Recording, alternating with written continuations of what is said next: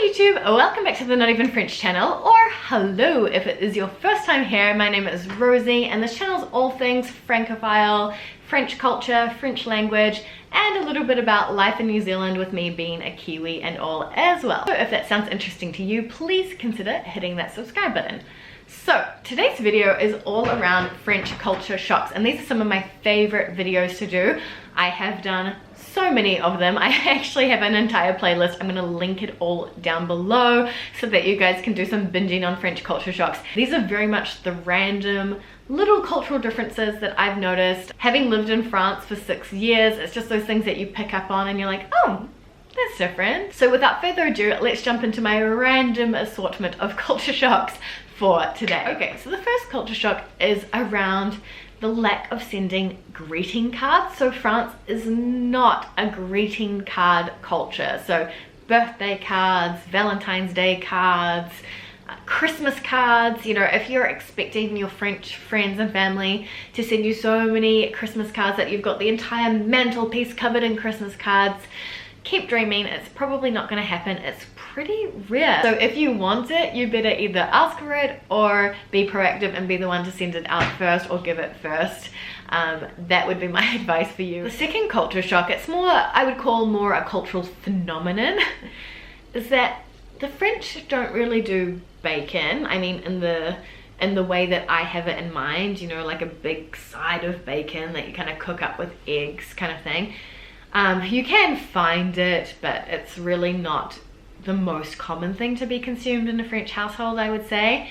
But what they're absolutely obsessed with are lardons. Now, lardons are like little rectangular pieces of bacon, and that's how they consume their bacon. So whenever you have bacon, like even if it's on crepes or if it's on top of like homemade pizzas or if it's in pasta and that kind of thing, you'll see these little rectangle pieces of bacon everywhere. You may be familiar with them from as being the like rectangular bacon bits that you'd find in a quiche Lorraine, for example. I definitely waved goodbye in France to my weekend brunches of like, you know, big pieces of bacon with eggs, for example.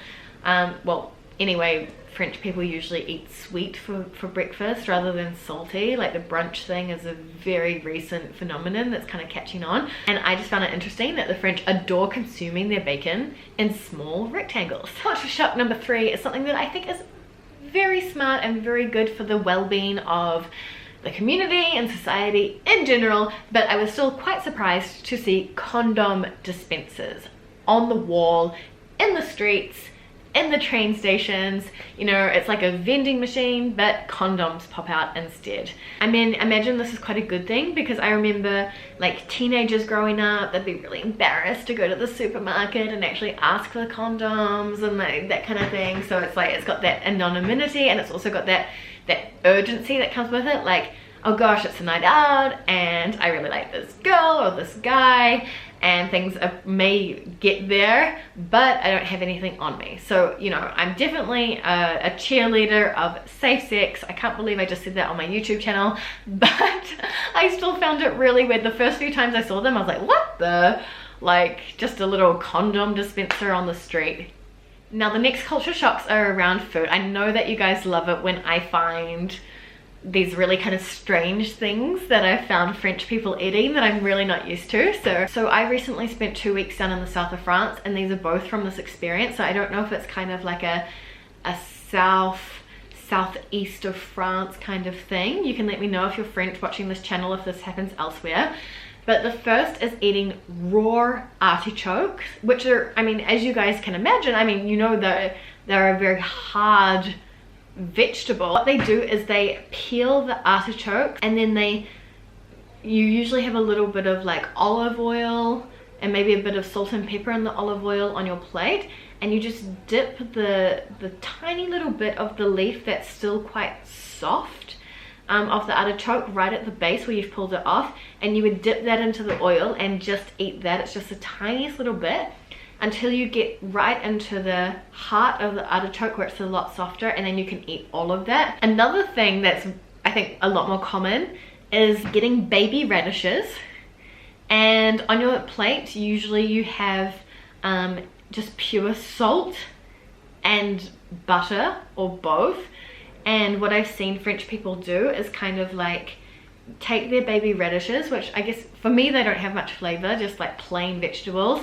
and then eat like butter and a bit of salt on them and just eat them like that as an appetizer. I've tried it a few times and like obviously the butter and the salt taste good. I don't know if it's the radish itself that I like. If you guys know which region of France that's from, or if you eat that as well, and like tell me which region of France you're from. I'd love to know if people eat it up in the north, for example, because I just don't know if it's a thing. Now, another thing that I've noticed in France, and I guess I noticed it, you know, when we decided to get married, and now that I'm a married woman, but I really noticed that French women are way more low-key when it comes to engagement rings and wedding rings. It's so culturally acceptable to decide not to have an engagement ring, to just have a plain wedding band, not wear a ring.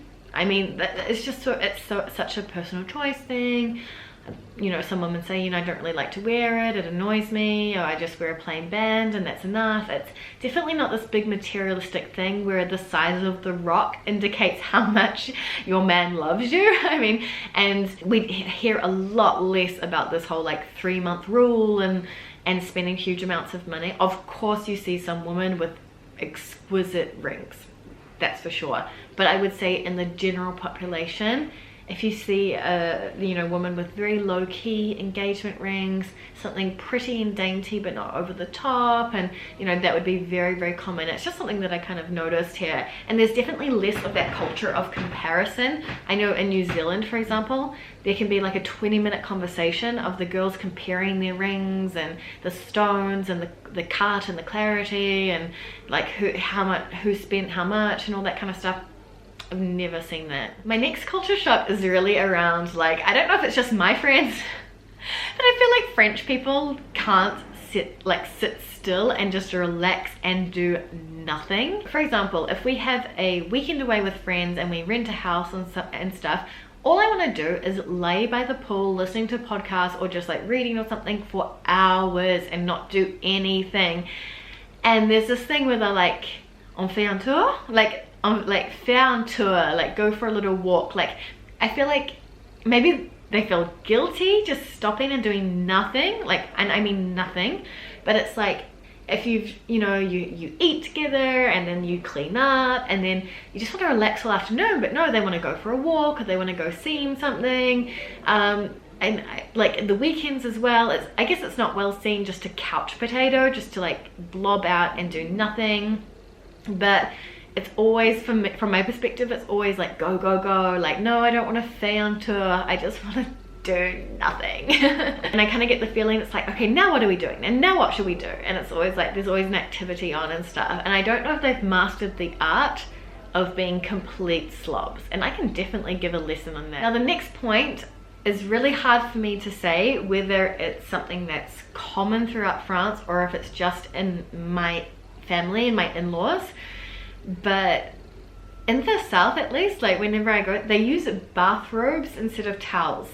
So when you hop out of the shower, like I've got quite long hair that I want to dry, and I put on this like large bathrobe, you know, the ones that you would get in like hotels, for example. I had only ever seen them in hotels before, but they actually use them and they put on the bathrobe to dry themselves and to dry their hair and everything. In the bathroom they often have like towels available as an option, but the whole family, like each family member has their bathrobe, and you really, and like when I go down there's like Rosie's bathrobe, and we use that to dry ourselves. I don't know if that's a common thing or it's just a family thing, but I found that a bit weird. So let me know down below if you're living in France and you also use a bathrobe, if you're hashtag team bathrobe, or you just use a standard towel. The next culture shock is this, like there's this kind of game French people play when you're having like an appetizer or an apéro, where you're sharing nibbles effectively, having some drinks.